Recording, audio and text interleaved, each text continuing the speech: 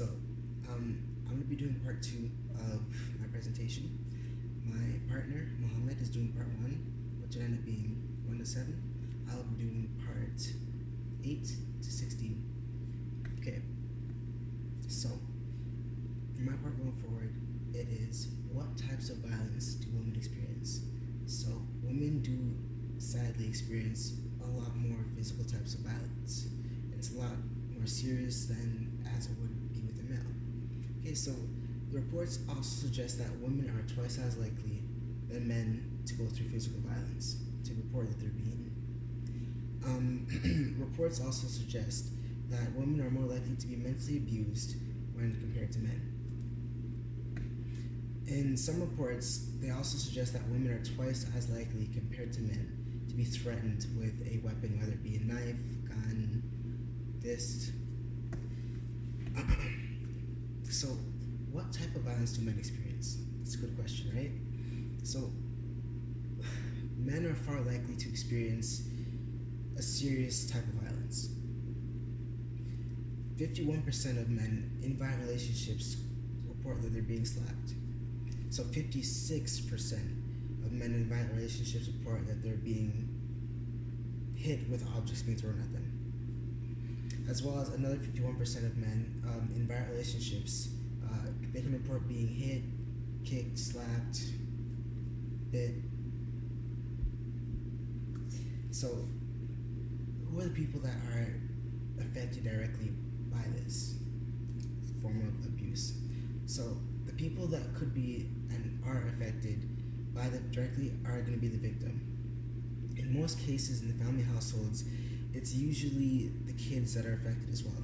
So they are around, they see what's happening. More cases that they sit back and they try to do something to make sure that, hey, I don't want my mom, or in rare cases, I don't want my dad to be hit. They step in, and as a result, they do get struck, whether it be with a weapon, whether it be with fists, wherever the case is, they are hit as well. It's not great, and honestly, it's not okay. So the people who are affected indirectly would end up being usually family members.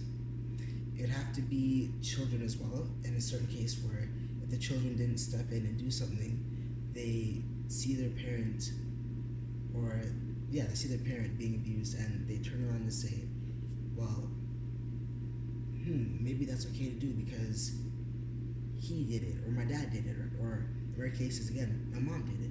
So they think that it's okay to continue that cycle of violence, essentially, which it affects them indirectly.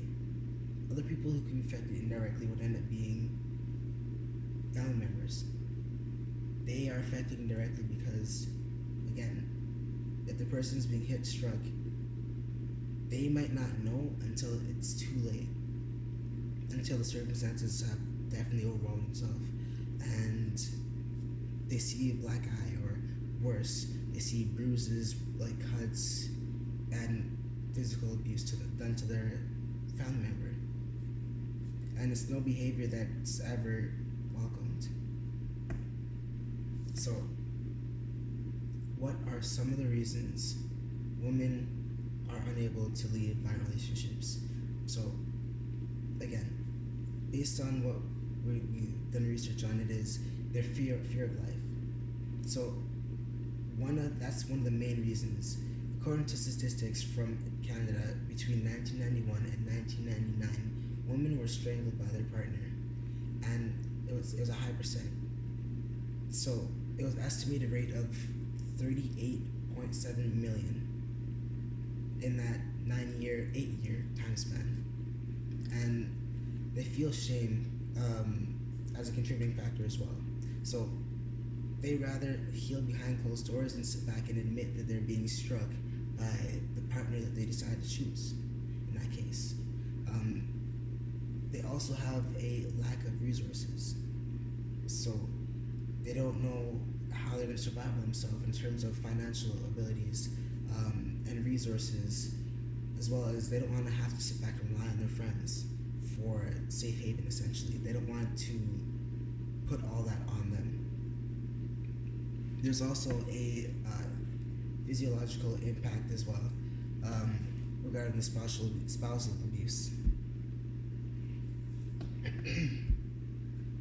So, I'm going to evaluate more on the cycle of violence. So, regarding the cycle of violence, the violence women face are oftentimes not constant but periodic. So, these types of relationships, they're unpredictable.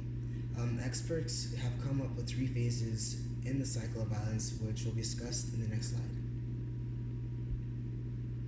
So, regarding the 3 phases that's included in the cycle of violence, it's going to be the tension building phase.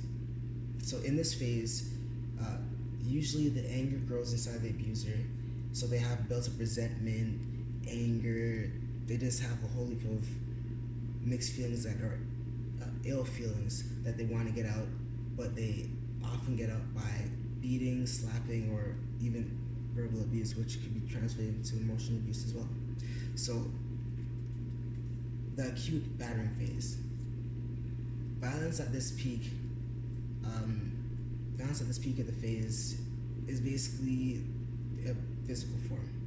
So it's verbal abuse. The victim can only hope of survival during this phase because they don't know how they're going to sit back and survive any more hitting or slapping or any form of violence, physical in this case. And then the final phase would be the loving phase. So usually we see the abuser at this point say, "I'm sorry, I didn't mean to, you just made me mad. I hurt you, but you made me upset. Next time you should know better." And that cycle usually repeats itself, and it's pretty sad, but it's very common.